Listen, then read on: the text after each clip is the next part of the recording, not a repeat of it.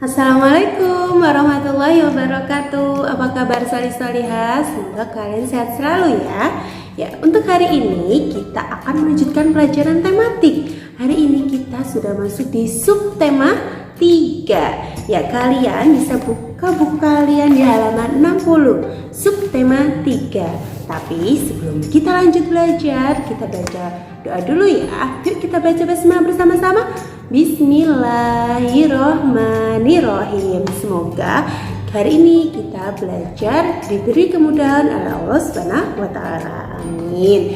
Ya, kalian bisa buka buku kalian tematik halaman 60. Di halaman 60 ini subtema 3 dengan judul pengalamanku di tempat bermain. Ya, di subtema 3 ini kita masih sama akan belajar apa? Matematika, PPKN, Bahasa Indonesia, SBDP, dan PJOK. Untuk yang pertama ini kita akan belajar matematika. Ya, matematika kemarin kita sudah belajar tentang satuan baku, cara mengukur benda. Ya, itu banyak ya caranya. Kemarin bisa menggunakan apa? Penggaris, meteran, jangka sorong. Ya, untuk matematika kali ini di subtema 3 ini kita akan belajar tentang apa itu pengertian satuan baku.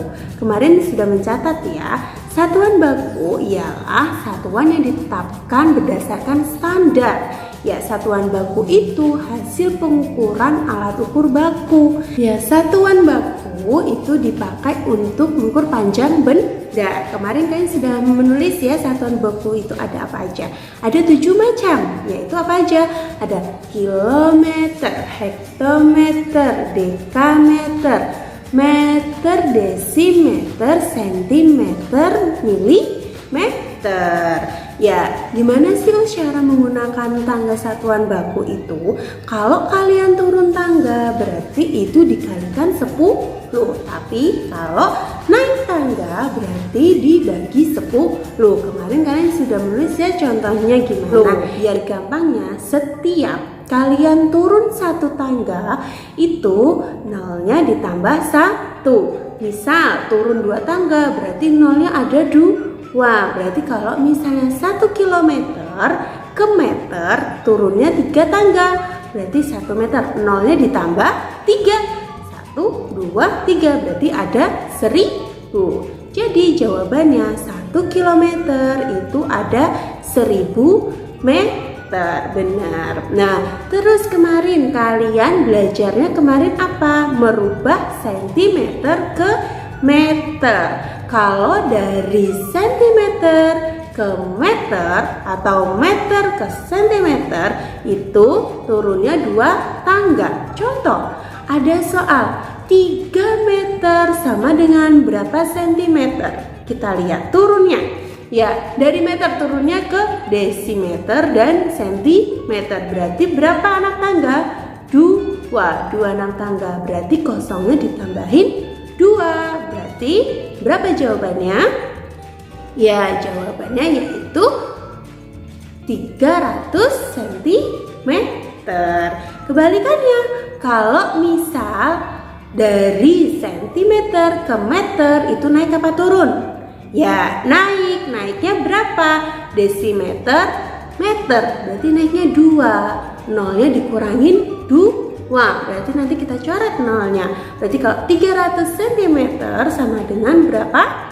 Ya, kosongnya dicoret semua. Jadi ada 3 meter. Seperti itu ya cara menggunakan tangga satuan baku. Ada berapa macam tadi? Ada 7 macam. Yuk kita ulangi. Kilometer, hektometer, dekameter, meter, desimeter, sentimeter, milimeter. Diingat-ingat ya. Ya, langsung selanjutnya ada alat ukur panjang. Alat ukur panjang kemarin ada 2, ada baku dan tidak baku. Tapi kali ini kita akan belajar mengukur alat panjang baku. Pakainya apa kemarin? Bisa pakai penggaris, bisa pakai meteran, bisa pakai jangka sorong. Itu alat ukur panjang baku. Kita masuk di materi PPKN. Di PPKN kemarin kita sudah belajar pengamalan Pancasila. Pertama, kedua, dan ketiga. Di subtema 3 ini kita akan belajar pengamalan Pancasila keempat dan kelima. Ya, yang pertama, yang keempat, bunyinya apa ya Pancasila keempat? Ya, benar sekali. Kerakyatan yang dipimpin oleh hikmat kebijaksanaan dalam permusyawaratan perwakilan. Lambangnya apa sih sila keempat itu? Ya, lambangnya kepala banteng. Untuk pengamalan sila keempat ini apa aja? Yang pertama, yaitu dilakukan dengan kegiatan musyawarah.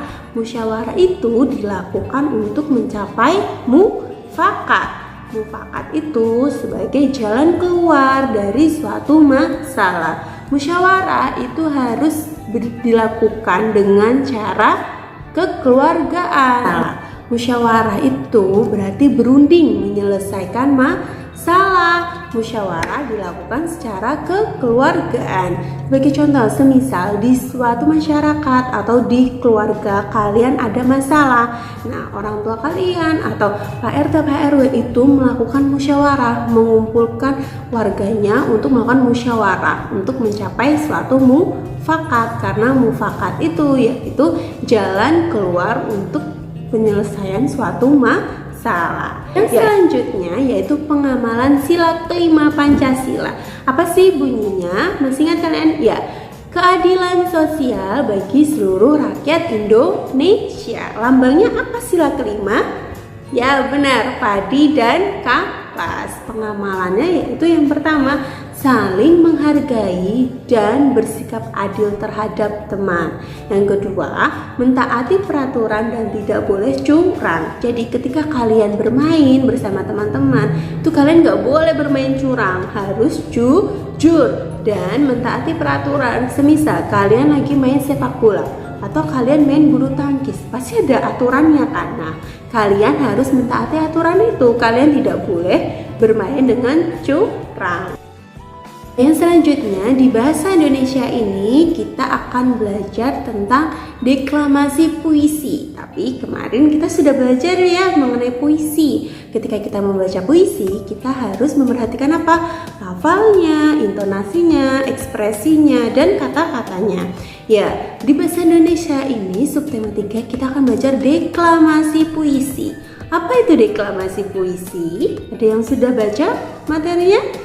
Ya, deklamasi puisi yaitu membaca puisi dengan menggunakan gerak dan lagu. Ya, di deklamasi puisi ini kita harus memperhatikan apa saja. Ada ekspresi, lafal, tekanan, intonasi, dan memahami isi puisi tersebut. Dan memahami kosakatanya juga. Jadi di deklamasi puisi ini kita membaca puisinya itu harus menggunakan gerakan, harus menggunakan ekspresi, harus lancar lafalnya, harus ada tekanannya.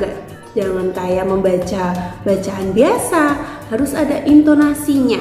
Ya, kalian bisa buka buku kalian di halaman 71. Di 71 ini Usdani akan mencoba mempraktekkan bagaimana cara deklamasi puisi. Ya. Taman Bermain. Karya Aisyah Rizkia Airani. Taman, kau sangat indah. Kita menikmatinya saat sore hari. Menjelang malam, anak-anak bermain di tempatmu. Oh taman, di situ ada ayunan, ada perosotan. Kau sangat indah karena kau dihiasi oleh bunga. Kau adalah tempat bermain. Nah, itu tadi contoh ketika kalian deklamasi puisi, yaitu membaca puisi dengan menggunakan gerak dan memperhatikan ekspresi, lafal, tekanan. Selanjutnya kita akan belajar SBDP. Di SBDP ini kita akan belajar tentang gerak tari.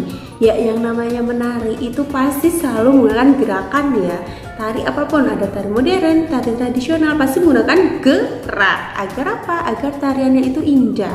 Di gerak tari ini yang dibutuhkan yaitu gerak tubuh, karena gerak tubuh ini sangat dibutuhkan ketika menari. Apa aja sih tubuh yang bergerak ketika menari? Ada kepala, tangan kita, dan kaki kita ini pasti bergerak. Ya, gerak merupakan unsur paling penting dan utama dalam menari. Ya, kita dapat menirukan gerak alam. Contoh gerak alam itu gerak apa ya, Us? Gerak alam itu yaitu contoh kalian menirukan gerakan pohon yang sedang tertiup angin, atau gerakan ke kanan dan ke kiri. Ya, ketika kita tertiup angin, ya, itu berarti tangan kita condong ke kanan atau ke kiri. Itu contoh gerak menirukan pohon yang tertiup angin. Kalian bisa buka buku tematik kalian di halaman 69.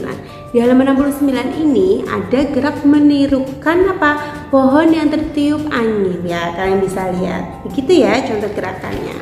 Kemudian buka halaman 73. Di halaman 73 ini juga ada contoh gerakan, yaitu apa? Gerakan meniru tanaman padi. Ya, kalian bisa lihat gambaran seperti itu ya.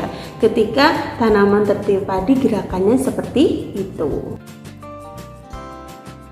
Yang terakhir yaitu PJOK. PJOK kita akan belajar tentang gerak berpindah tempat dan gerak mengayun dengan dua tangan. Gerak berpindah tempat dari kelas 1 dan di kelas 2 ini kita masih belajar tentang gerak berpindah tempat. Apa sih gerak berpindah tempat? Yaitu gerakan yang kita posisinya berpindah.